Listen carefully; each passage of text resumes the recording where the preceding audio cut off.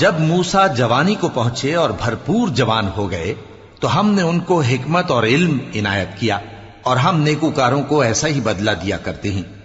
और वो ऐसे वक्त शहर में दाखिल हुए कि वहां के बाशिंदे बेखबर हो रहे थे, तो देखा कि वहां दो शख्स लड़ रहे थे। एक तो मूसा की कौम का है और दूसरा उनके दुश्मनों में से। तो जो शख्स उनकी कौम में से था उसने दूसरे शख्स के मुकाबले में जो मूसा के दुश्मनों में से था मदद तलब की, तो मूसा ने उसको मुक्का मारा और उसका काम तमाम कर दिया।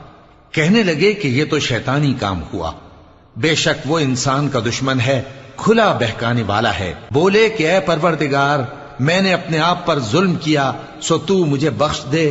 तो अल्लाह ने उनको बख्श दिया, बेशक वो बख्शने वाला है, मेहरबान है।